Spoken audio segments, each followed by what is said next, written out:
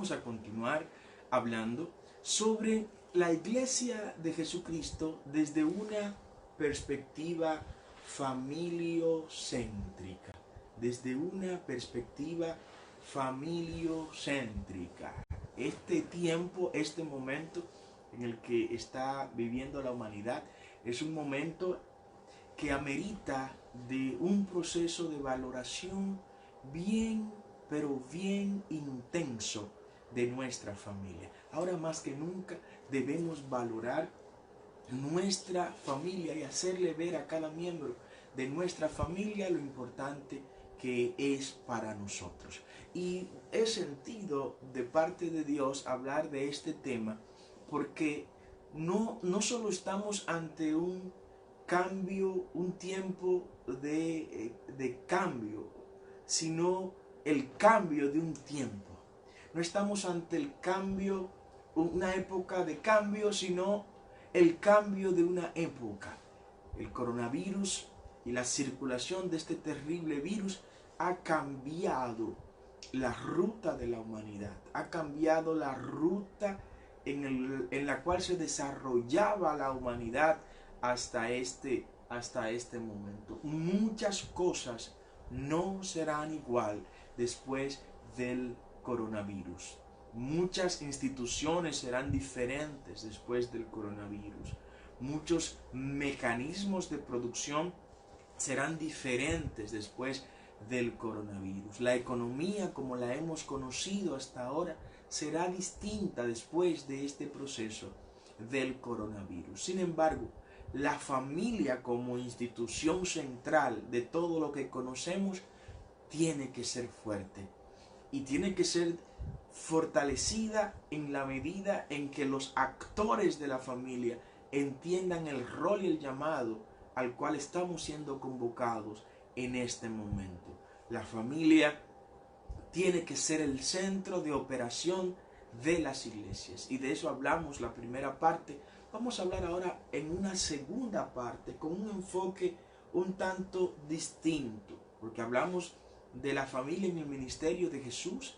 Ya habíamos hablado de la familia en la cultura hebrea desde los tiempos antiquísimos del pueblo de Israel y cómo el padre de la familia fungía como sacerdote, el cual tenía que ministrar las obras sagradas, las obras santas del Señor a toda su familia, y era parte de su compromiso como padre el ministrar a su familia. Bueno, hoy justamente de eso quiero hablarle desde la perspectiva del Nuevo Testamento, de esa iglesia que surge cuando nace la iglesia de Jesucristo, esa iglesia primitiva.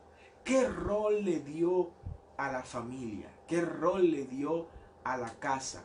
¿Qué papel jugó esta institución familiar al momento de la creación o más bien desarrollo de la iglesia de Jesucristo? ¿Cómo el libro de los Hechos nos presenta la iglesia de Jesucristo desde una perspectiva familiocéntrica? Porque sí, esa iglesia primitiva, esa iglesia que surgió allá en el aposento alto, nace en una casa. El aposento alto era el segundo nivel de una vivienda. Ahí nace la iglesia de Jesucristo, equipada, fortalecida y llena del Espíritu Santo para poder llegar hasta donde hoy ha llegado. De manera que el Espíritu Santo descendió sobre su iglesia, sobre la iglesia de Cristo, en una casa.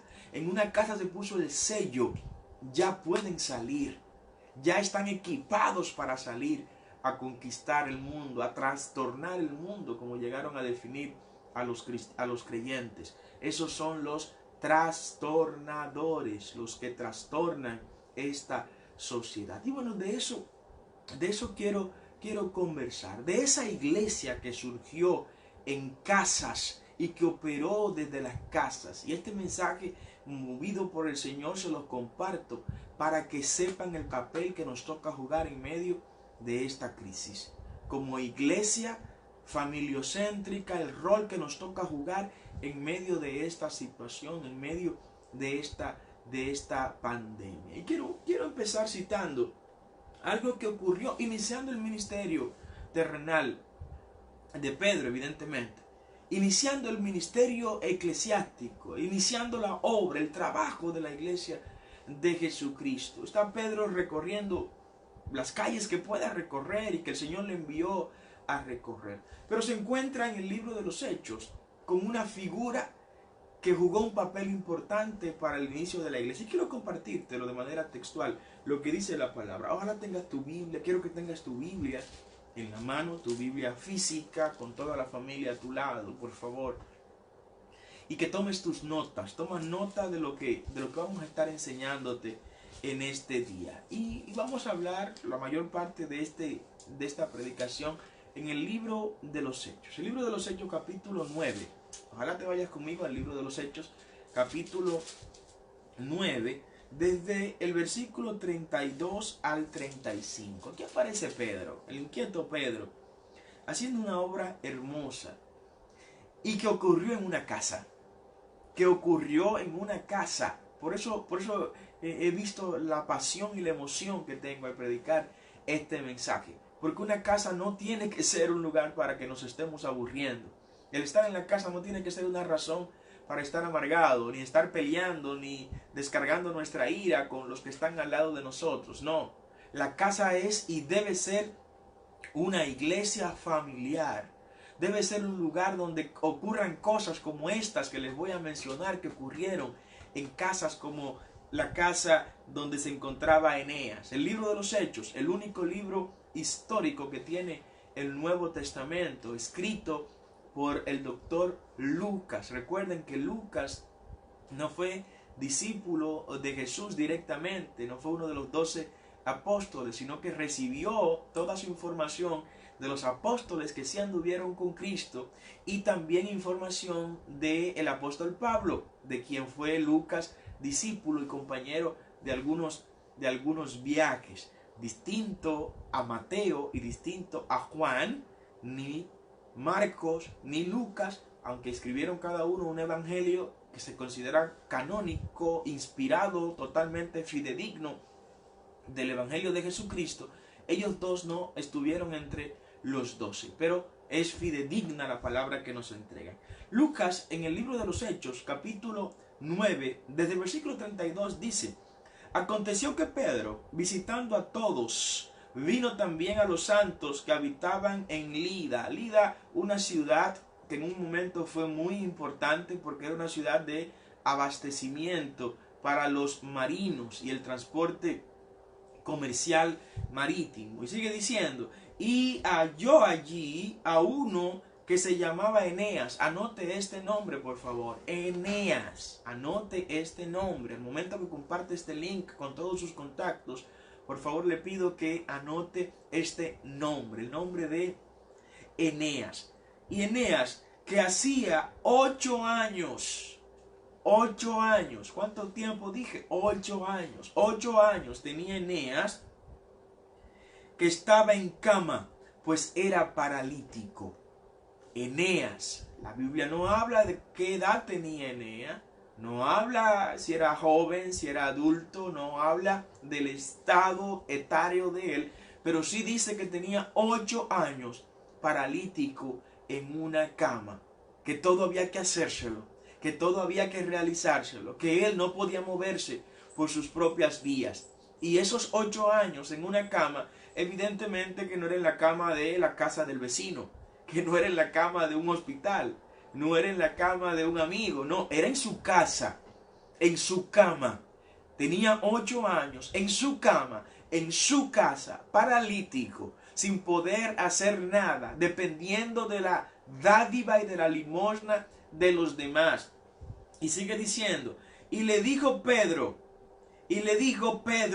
Eneas, y aquí viene la palabra que más me impactó de la que se pronunciaron ahí en la casa de Eneas. Le dice Pedro a ese Eneas que tenía 8 años en cama paralítico. Le dice Pedro, sin titubear mucho, sin dar mucha vuelta, sin hacer mucho ruido, sin hacer mucha bulla.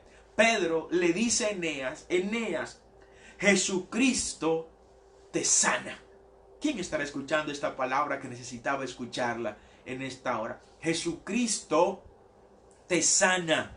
Jesucristo te sana. La iglesia de Jesucristo, desde este momento en que Eneas recibió esta palabra en su casa, se constituyó en una iglesia familiocéntrica, donde a los miembros de la familia se les recuerda de siglo en siglo, de milenios en milenios, Jesucristo te sana. Eneas escuchó de Pedro una palabra que en 8 años nadie se le había dicho con tanta fortaleza, con tanta seguridad, con tanta firmeza. Y eso se lo decimos ahora a todos aquellos que están viendo esta transmisión en vivo o que la verán en diferido por Instagram, YouTube, Facebook, Twitter y las demás plataformas de ITCAN.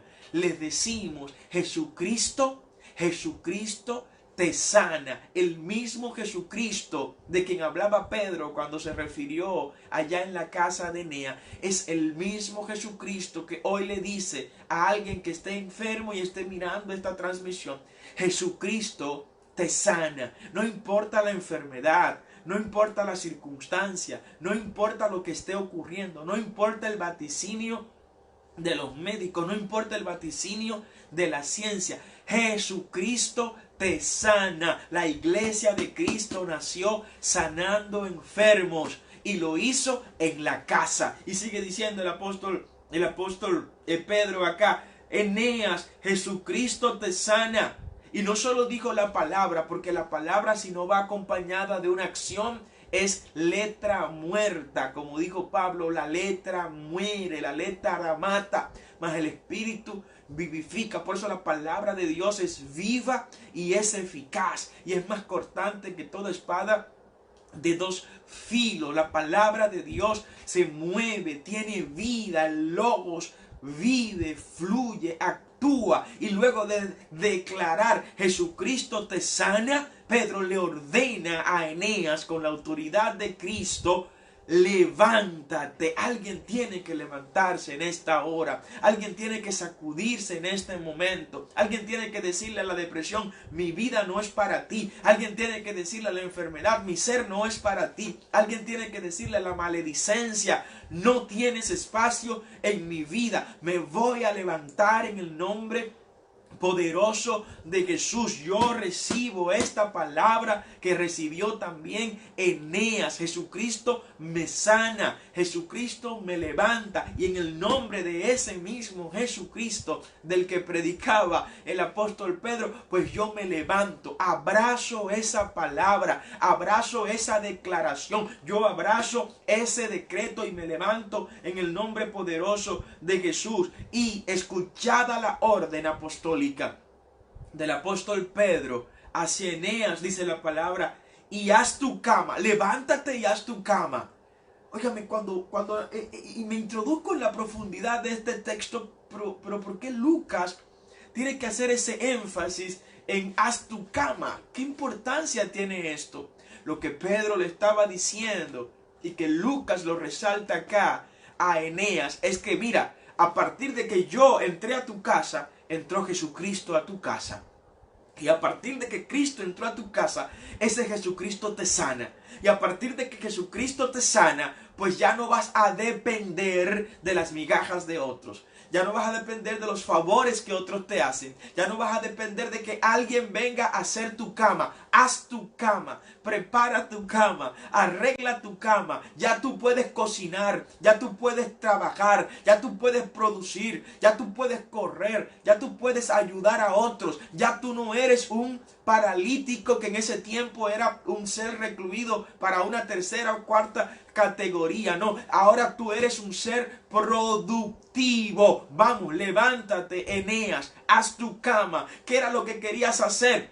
Lo que querías era iniciar un proyecto. Vamos, levántate e inicia ese proyecto. Lo que querías era levantar tu empresa. Vamos, levántate y construye tu empresa. Lo que querías era restaurar tu familia. Ahora, en este momento en el que estás en tu casa, es el momento de poner todas las cosas sobre la mesa y restaurar tu familia, levantar a tus hijos, amar a tu esposa como nunca antes, amar a tus hijos como nunca antes, reconectarte con la gente que sabes que nunca debiste desconectarte de ellas y decirle, oye, estoy levantando mis buenas relaciones, estoy restaurando mis buenos vínculos, estoy reconstruyendo lo que Dios puso en mis manos y que por la bulla del mundo, por el ruido de la sociedad, había desenfocado mis metas. Quiero volver a retomar mis metas. Lo que le está diciendo Pedro a Eneas no es solo que tú eres sano, no, es que ahora en el nombre de Jesús comienza a materializar tus sueños, comienza a construir tu visión, comienza a caminar en pos de tus ideales. Vamos, ya tienes un paradigma, Cristo es tu paradigma y he venido aquí a tu casa. Oh, gloria al nombre del Señor. Tu casa es un centro de operación de milagros. Tu casa es un lugar donde Dios puede hacer milagros, prodigios y señales. Este es un momento para demostrar al mundo de las tinieblas, al enemigo de nuestras vidas, que el Dios en el que creemos es un Dios de prodigios, de señales y de milagros. Y la gente que nos está viendo ahora por YouTube, por Instagram, por Facebook, por Twitter, tiene que declarar una palabra de milagro en su familia, una palabra de milagro en sus finanzas, una palabra de milagro en su salud, una palabra de milagros en sus sueños, una palabra de milagro echando fuera al devorador de sus vidas. Pedro fue a sacar de la casa de Eneas lo que había comido los sueños de este hombre, lo que había sepultado prácticamente los anhelos de esta persona, porque cuando Cristo llega a la casa, cosas grandes ocurren, cosas milagrosas suceden, prodigios, señales se generan en ese lugar. Se decretó una palabra sobre la vida de Eneas. Jesucristo te sana y en el nombre de Cristo alguien está recibiendo salud en esta hora. Y vamos a escuchar ese testimonio en el nombre poderoso de Jesús. Ese es el mismo Cristo de hoy, el mismo que sanó a Eneas. Y sigue diciendo Lucas, y enseguida se levantó. La palabra hecha acción, la palabra activada, la palabra hecha realidad, la palabra que no cae al vacío, la palabra que no es un ruido seco de una lata vieja, no, es la palabra que viene de Dios, la que produce cambio, la que produce transformación, la que genera milagros, la que hace que las cosas que no son comiencen a ser, la que hacen que aquello que estaba muerto se levante, lo que hace que el que esté tirado en una cama sin expectativas, sin sueños, sin anhelos, vuelva a levantarse y a despertarse con deseo de seguir adelante. Es una palabra de Dios. En esta hora a alguien le estoy diciendo en el nombre de Jesús: levántate, no te vas a quedar en medio de esta situación. Esta situación no es tu final. Este proceso no es el final de tu vida. Esta enfermedad no es el término de tus sueños ni de tus anhelos. Esta crisis no es la que te va a destruir. No es la que va a destruir tu familia. No es la que va a quebrar tus anhelos. Esta crisis es la excusa que Dios va a usar para volver a levantarte. Para volver a decirte, como le dijo Pedro a Eneas: oye, levántate y haz tu cama. Ya nadie más tendrá que hacértelo. Ya tú vas a poder moverte, vas a poder construir lo que quieres construir. Yo he venido a tu casa para que desde tu casa me formes esa iglesia familiocéntrica. Oh, gloria al nombre del Señor. La iglesia de Jesucristo desde una perspectiva familiocéntrica, es una iglesia en la cual desde las casas y los hogares se proyecta poder de Dios. Es una casa desde donde se ven los milagros de Dios hechos realidad. Es una casa donde el Espíritu Santo se mueve con poder y con gloria. Cada casa de cada persona que ahora nos ve por las distintas vías electrónicas que transmitimos esta señal, tiene que constituirse en una iglesia familiocéntrica, donde se ore, se ayune, se lee la palabra, se eleven cánticos de adoración, y que todos sepan que ahí funciona una iglesia, que no tienen los grandes equipos de sonido del templo, que no tiene las grandes pantallas y las grandes luces del templo, no importa, pero tenemos el Espíritu Santo en cada hogar, tenemos la fortaleza que nos dan los ángeles del Señor que acampan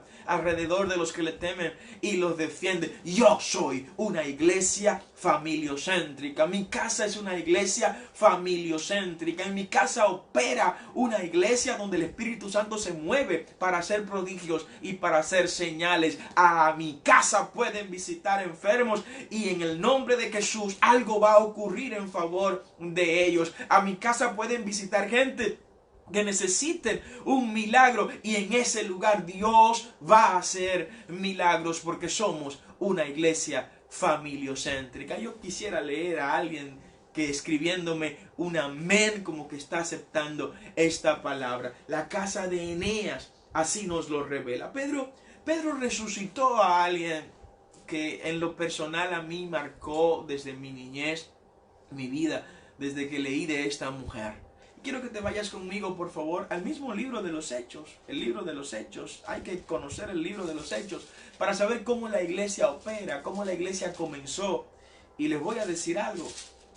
Lo que funcionó a la iglesia primitiva siempre le va a funcionar a la iglesia de Jesús, porque fue el modelo de iglesia que Él estableció. Hemos agregado unas variantes a lo largo de los siglos, pero siempre tenemos que regresar a la iglesia del libro de los Hechos. El libro de los Hechos, capítulo 9, versículo 36, y te lo voy a leer de manera textual para que conmigo lo leas en tu casa y luego estudies de este personaje. El libro de los Hechos, capítulo 9, desde el versículo 36, te revela lo siguiente. Había entonces en Jope una discípula llamada Tabita, que traducido quiere decir Dorcas. Esta abundaba en buenas obras y en limosnas que hacía. Dorcas era una mujer fiel. Y la palabra limosna, aunque no aparece en el original, lo que quiere decir acá era que abundaba en muchas obras de caridad, muchas obras de misericordia. Porque en la Biblia el concepto limosna tiene otro significado al concepto que hoy conocemos. La tradición enseñó que a la iglesia se llevan las limosnas. No, a la iglesia no se lleva la limosna. A la iglesia se lleva ofrenda. Y una ofrenda es un sacrificio. Una ofrenda tiene mucho valor. Una limosna es probablemente lo que sobra. Son cosas diferentes. Pero Dorcas hacía muchas obras de misericordia, ayudar a los pobres, a los menesterosos. Y esto fue visto por los ojos de Dios. Y dice el versículo 37 del libro de los Hechos, capítulo 9.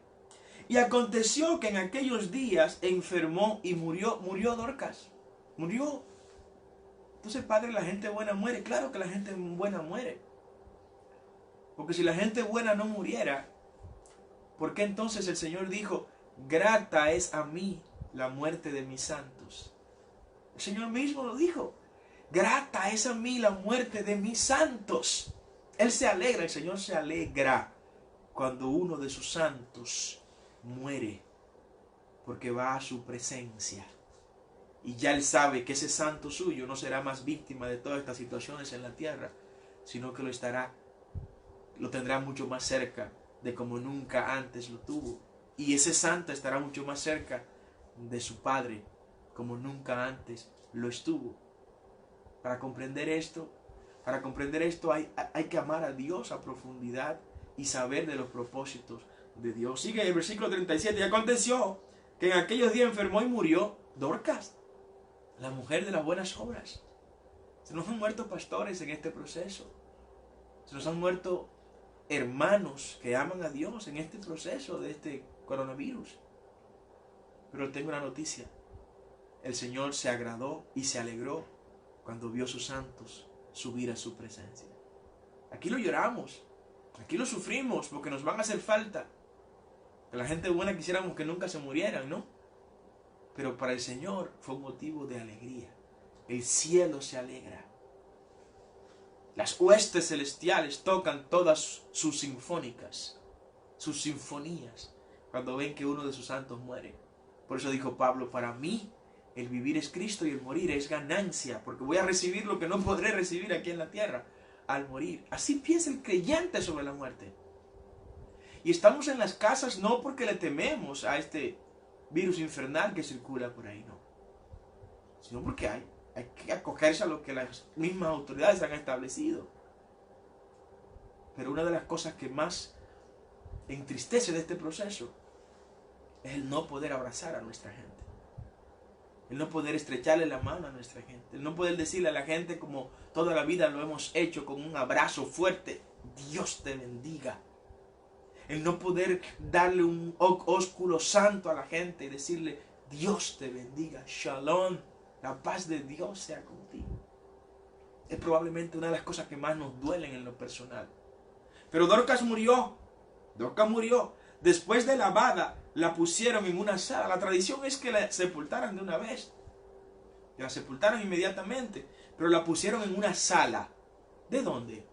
De la casa. El cadáver de Dorcas estaba en una sala de la casa. Vuelve a entrar la casa en escena. La familia en escena. Y sigue diciendo el versículo 38. Y como Lida estaba cerca de Jope, ¿recuerdan? Pedro estaba en Lida, donde sanó a Eneas, que estaba paralítico 8 años.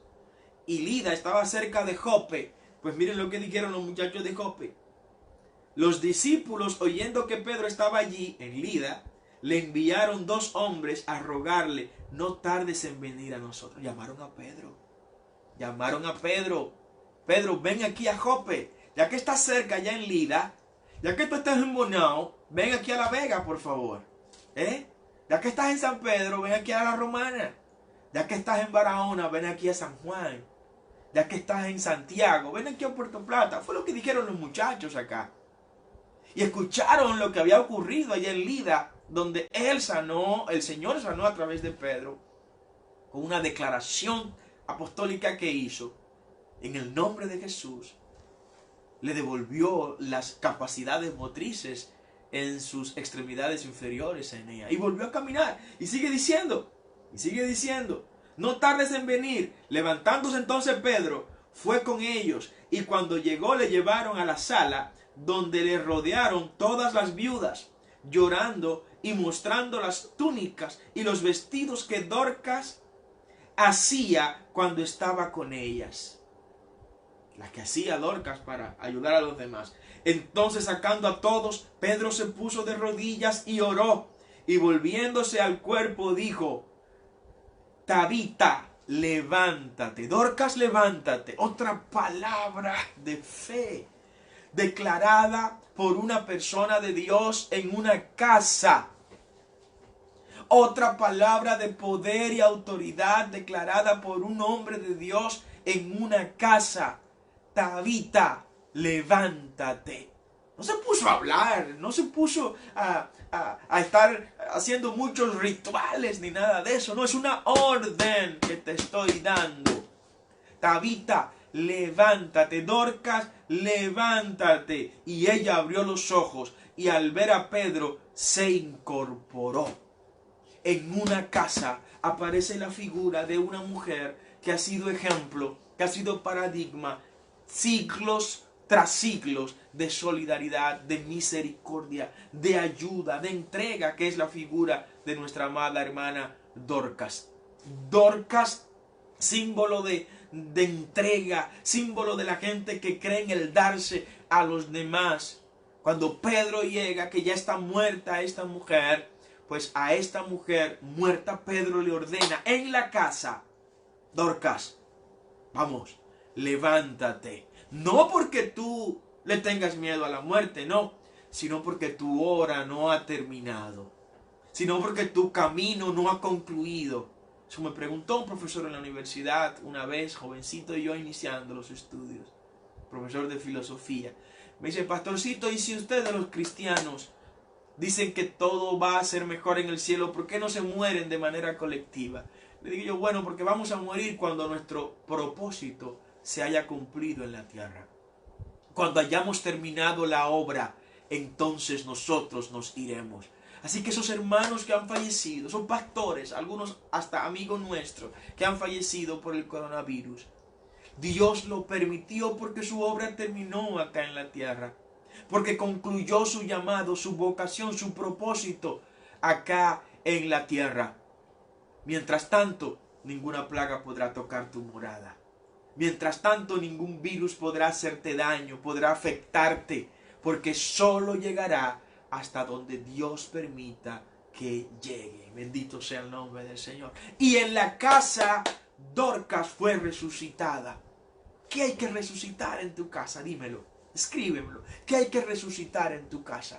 ¿Hay que resucitar la pasión con tu pareja? Pues este es un tiempo para resucitar la pasión con tu pareja. Hay que resucitar el afecto filial, la relación con tus hijos. Hay que resucitar la relación con tus hijos. Hay que resucitar la atención a los tuyos, el volver a ser ese padre proveedor de los tuyos. Vamos, resucita ese espíritu de provisión en favor de los tuyos. Hay que resucitar el altar que estaba muerto, que estaba podrido, que estaba hediondo, moribundo. Vamos, este es el momento de resucitar en tu casa lo que tiene que ser resucitado. Alguien tiene que darle una orden a lo que esté muerto en su casa para que se levante en esta hora, como lo hizo Pedro con Dorcas allá en la casa donde estaba tirado su cuerpo. Tu casa puede ser una iglesia familiocéntrica donde Dios resucite lo que está muerto, donde Dios resucite lo que el mundo entiende que ya terminó su tiempo. El mundo entendería o cree que con esto pues se acabarán nuestros sueños, se acabarán nuestros proyectos, nuestros propósitos. Para nada.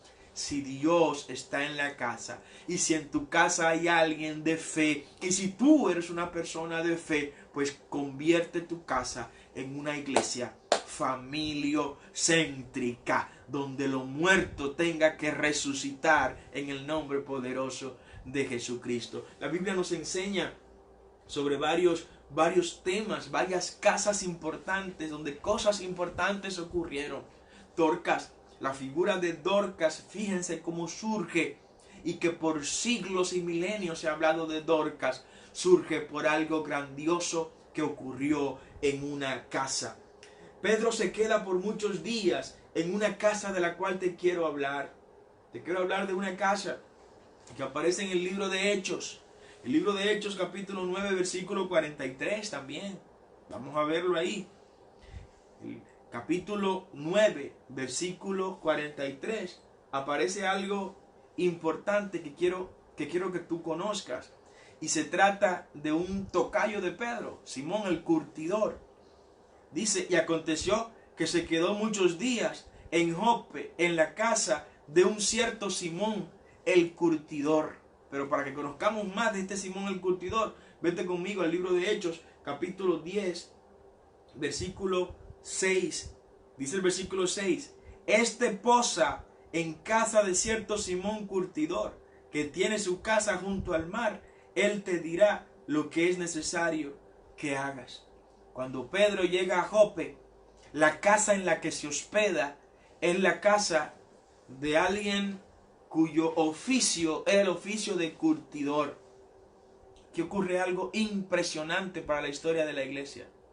La historia de Jesucristo, de la iglesia de Jesucristo, cambió de dirección cuando Pedro visitó la casa de este hombre, la casa de Simón el curtidor. Curtidor es un oficio que implica preparar las pieles de los animales para de ahí sacar el cuero con el que se hacen las carteras, con la que se hacen las tamboras, los bolsos. Pero este es un oficio que para los judíos era inmundo, porque implicaba tener que bregar con animales muertos, con cadáveres de animales. Y eso estaba prohibido para los creyentes judíos del judaísmo. Y Pedro de entrada se va a hospedar en la casa de alguien cuyo oficio era algo que contravenía con la experiencia religiosa del judaísmo, del cual Pedro era un fiel creyente. De entrada, aquí Pedro comienza a romper un paradigma. En tu casa se deben romper paradigmas. Cuando te hablo de paradigmas, te hablo de estereotipos, te hablo de modelos, te hablo de concepciones que tiene la sociedad hecha sobre un determinado asunto. Cuando te hablo de romper paradigmas, te estoy hablando de no dejarnos arrastrar por la ola. Que la ola no sea su dirección la que establezca la dirección que tú y yo tenemos que llevar. Tú y yo no somos gente que nos dejamos mover por la ola. Tú y yo no somos gente que nos dejamos arrastrar por la mayoría. El que ha creído en Cristo Jesús no depende de lo que diga la mayoría.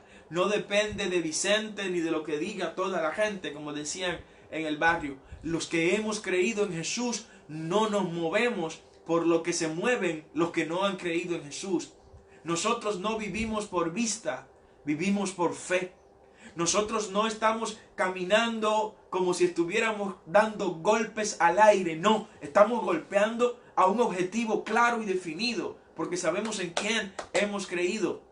Nosotros no somos de los que se mueven. Dice la palabra que los que creen en Jehová son como el monte de Sión. Alguien tiene que escribir amén, que no se mueve, sino que permanece para siempre. Y así como Jerusalén tiene montes alrededor de ella, óigame, así Jehová está alrededor de su pueblo. Nuestra casa no está fundamentada sobre la arena. Nuestra casa no está fundamentada sobre un río que se mueve, ni un fango de lodo que puede vibrar y caerse en cualquier momento. No, nuestra casa está fundada sobre la roca. Y aunque vengan los vientos del coronavirus, aunque vengan los vientos de las tempestades, aunque vengan circunstancias muy adversas, aunque nos golpeen, aunque nos afecten, tengo la firme confianza en el Señor que nuestra casa no se va a caer. Nuestra casa va a permanecer firme.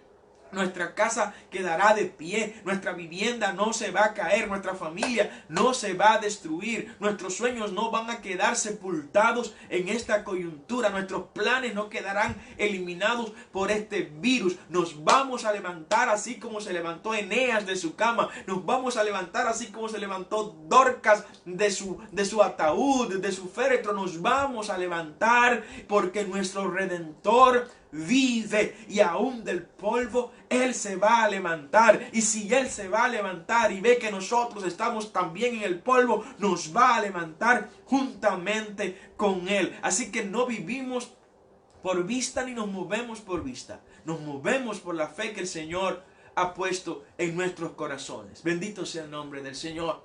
Y en este episodio bíblico, Pedro rompe paradigmas en la casa de Simón el curtidor. A mí no me importa lo que diga la tradición. A mí no me importa lo que diga la sociedad. A mí no me importa lo que ocurra con los que no creen en el Señor. Ni lo que ellos opinen, ni lo que dejen de opinar. No, yo sé en quién he creído. Yo sé en quién está mi confianza. He creído en el Señor. Dice el salmista, ellos confían en sus carros y en sus caballos. Nosotros confiamos en el Señor. Nosotros le creemos al Señor. Nosotros estamos aferrados a Él como la hiedra se aferra a la pared. Estamos amarrados de Él porque Él es el tronco y nosotros somos sus pámpanos. Por eso vamos a llevar frutos dignos de arrepentimiento y de ser llamados hijos de Dios. En esa casa de Simón el curtidor, ¿usted sabe qué ocurrió?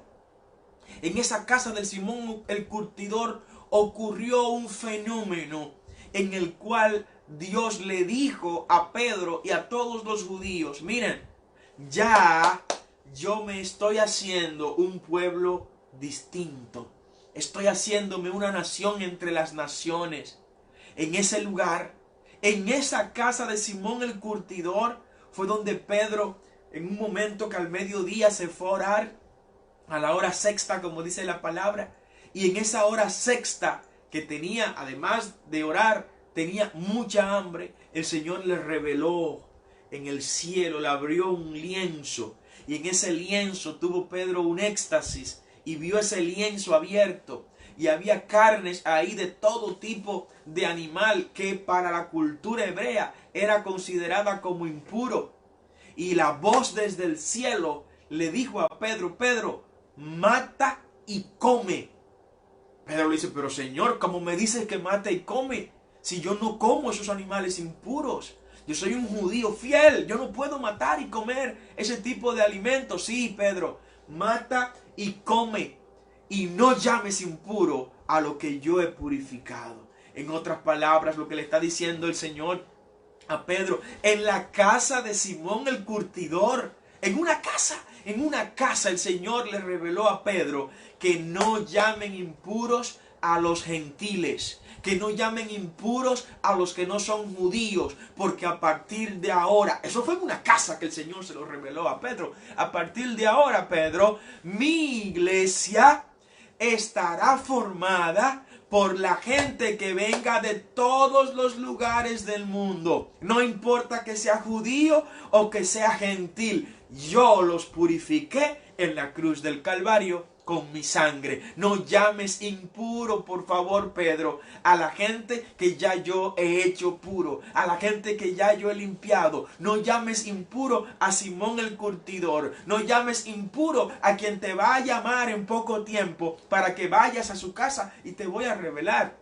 más adelante de quién se trata. Fue en la casa de Simón el curtidor donde el Señor les reveló a la humanidad que la salvación no solo venía para los judíos, y que la iglesia de Jesucristo no era solo para los judíos, que el Espíritu Santo no era solo para los judíos, sino que esta salvación, estas bendiciones, estos prodigios, estas señales, esta gloria, este poder sobrenatural de Dios sobre la humanidad iba a llegar a todos los rincones de la humanidad. No importa que estuvieran fuera de Jerusalén, lejos de Jerusalén, y nos ha llegado hasta acá, República Dominicana, la gracia de Cristo por la cual hemos sido salvos por medio de la fe. Gloria sea el nombre del Señor.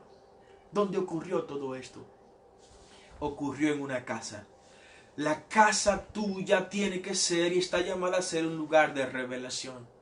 Tu casa está llamada a ser un lugar donde Dios te muestre sus misterios, donde Dios te revele cómo accionar en la sociedad, donde Dios, como sacerdote de tu casa, y le estoy hablando ahora a los padres de la casa, y le estoy hablando ahora a las madres de la casa, le estoy hablando a la gente que tiene la autoridad de dirigir la casa. Tú eres un medio a través del cual Dios se va a revelar a todos los miembros de tu familia. Tú eres sacerdote de tu familia, eres sacerdote de tu casa. Tú eres el encargado de ministrar las cosas santas y sagradas a tu familia, a tu casa. Así que no temas hacerlo, pero tienes que estar preparado.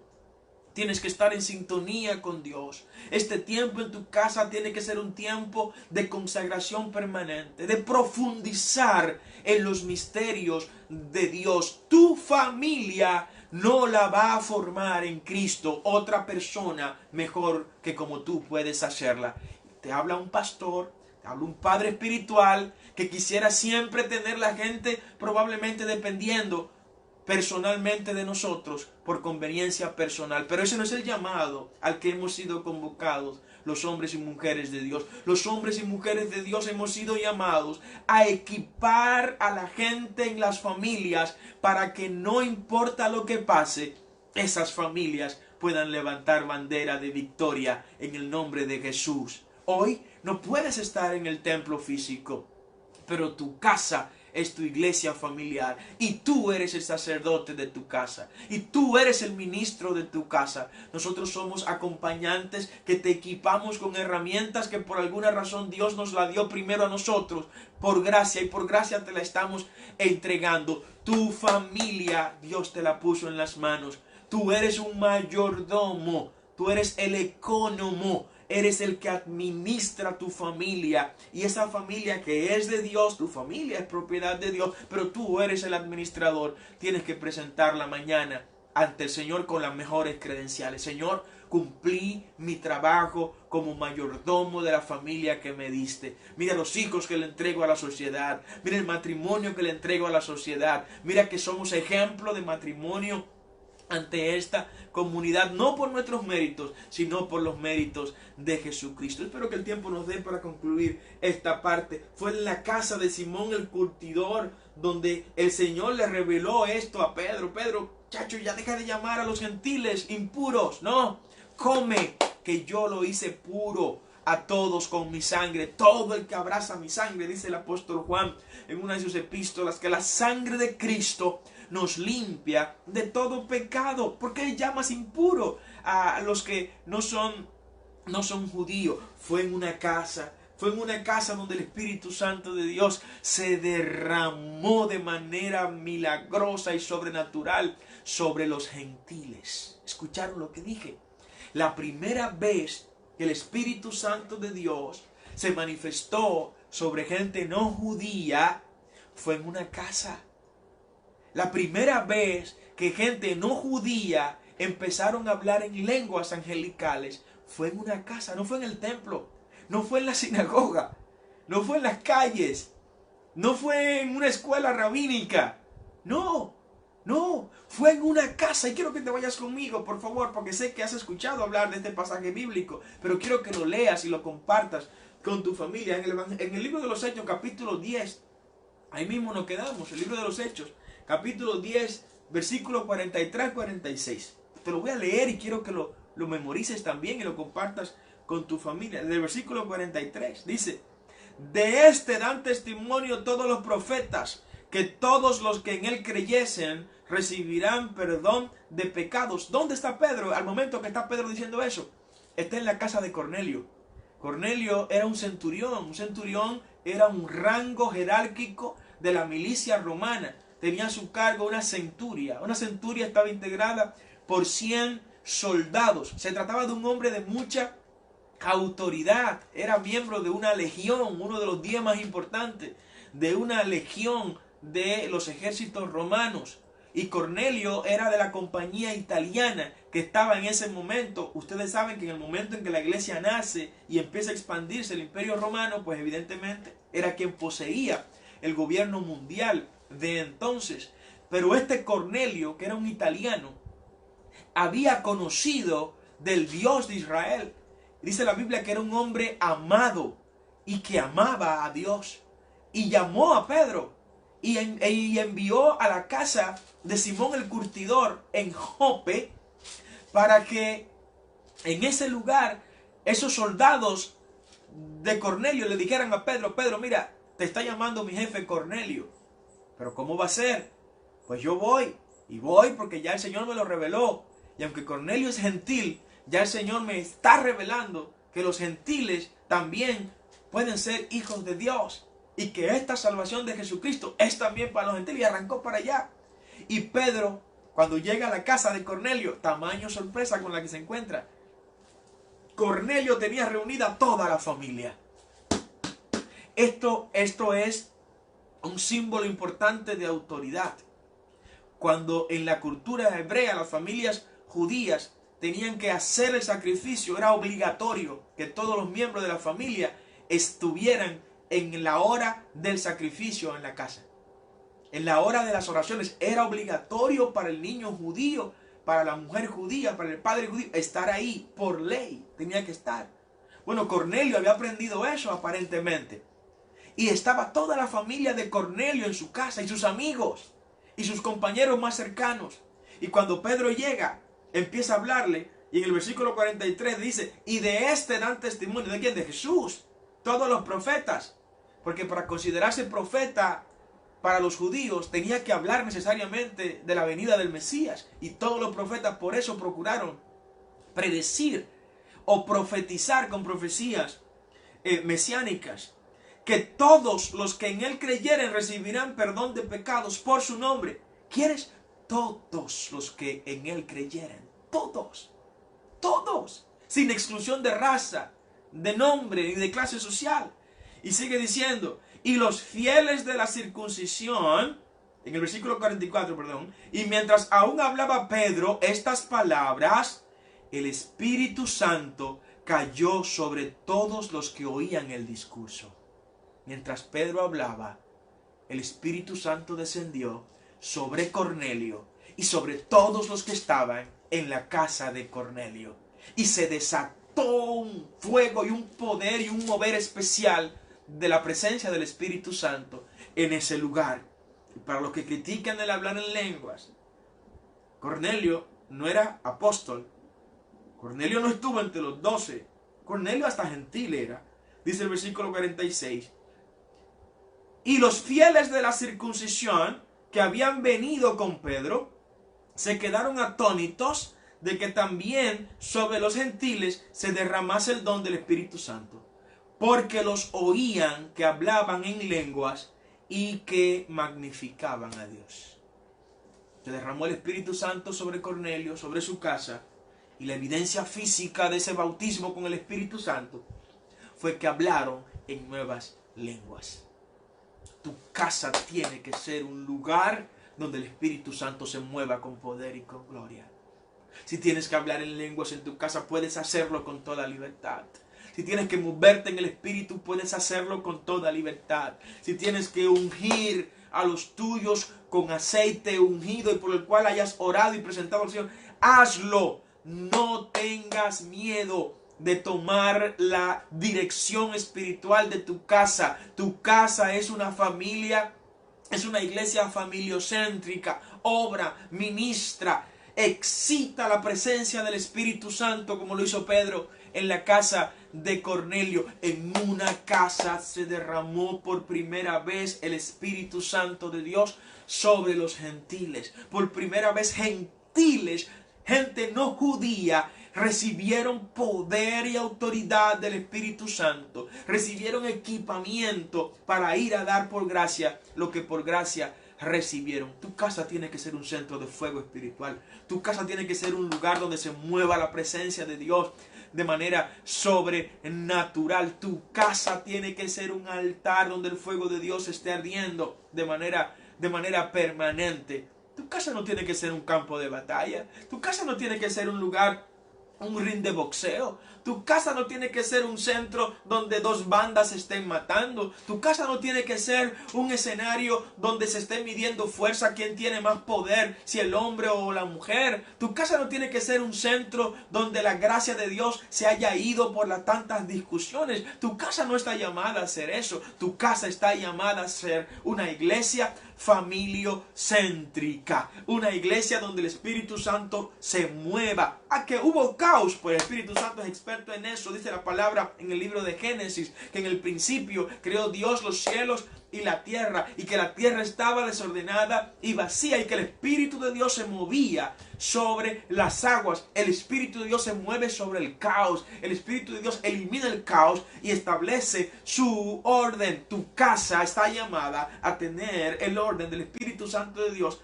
establecido como lo hizo desde el principio de los tiempos. Bendito sea el nombre del Señor. En una casa el Espíritu Santo de Dios se derramó sobre los gentiles. Fue en una casa, y esto me apasiona y con esto ya vamos a concluir. En una casa nació la iglesia de Jesucristo en Europa. En una casa.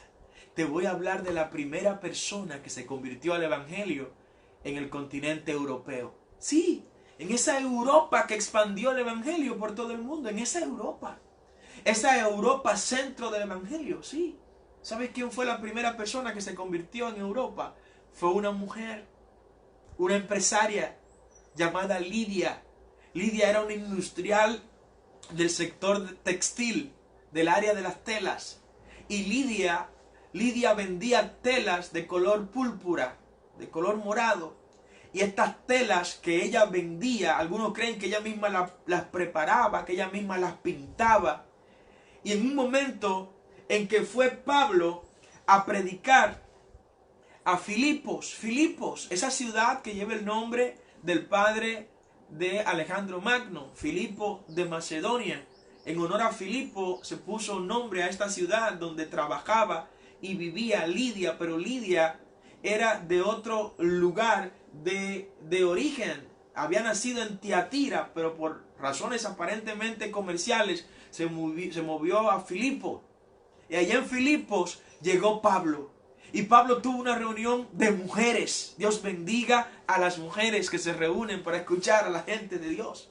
Dios bendiga a las mujeres cuyos oídos son sensibles a la voz de Dios. Dios bendiga a las mujeres sabias, que es de las que habla la Biblia. Mujeres sabias son aquellas que edifican la casa. Mujeres sabias son aquellas que no están para destruir al esposo ni para hacerlo sentir menospreciado. Mujer sabia es la que gime, la que ora, la que llora por su familia. Mujer sabia es aquella que aunque el marido le dé la espalda, cuando ella vaya a abrazarlo, ella insiste para abrazarlo. Mujer sabia es aquella que aunque el marido no quiera hablarle, ella insiste para hablarle. Mujer sabia es aquella que aunque el marido llega borracho a la casa, ella le espera con una cubeta con agua caliente para lavarle los pies y hacerle una sopa buena, aunque no se lo merezca. Mujer sabia es aquella que sabe que Dios puso en sus manos el compromiso de edificar su familia. Mujer sabia es aquella que cuando el marido no quiere orar, ella se levanta como se levantó Débora. Me levanto como madre en Israel para librar esta batalla. Mujer sabia es aquella que ante la primera circunstancia o la primera situación adversa no está recogiendo sus moquetes para irse para su casa materna o paterna. No, mujer sabia es la que se para en el terreno de batalla y dice: yo no voy a perder mi familia, yo no voy a destruir mi matrimonio, yo no voy a abandonar mi lugar en la batalla. Yo soy una mujer sabia. Mujer sabia es aquella que pone como prioridad en su vida el reino de Dios y su justicia, porque sabe que todo lo demás será añadido. Eso fue Lidia. Lidia se paró en medio de esta reunión y le dice a Pablo y a los muchachos: muchachos, váyanse a hospedar a mi casa aquí en Filipos. Y los muchachos se fueron y allá habitaron, y en la casa de Lidia fundaron la iglesia de Jesucristo en la comunidad de Filipos. Sí, a ese mismo Filipos a los que Pablo luego le escribió una carta, la epístola a los filipenses, fue esa Lidia. Algunos historiadores de la iglesia primitiva dicen que Lidia llegó a ser obispo de la iglesia allá en Filipos. Atención a los que creen que las mujeres no pueden ocupar posiciones ni cargos en las iglesias. En la casa de Lidia fue donde se fundó la iglesia de Jesucristo en la comunidad de Filipos. O sea que si hubo una pastora de esa iglesia, Lidia fue la primera pastora de la iglesia de Jesucristo en Filipos. Si hubo una obispo en Filipos, Lidia fue la primera obispo de Filipos, como decía Eusebio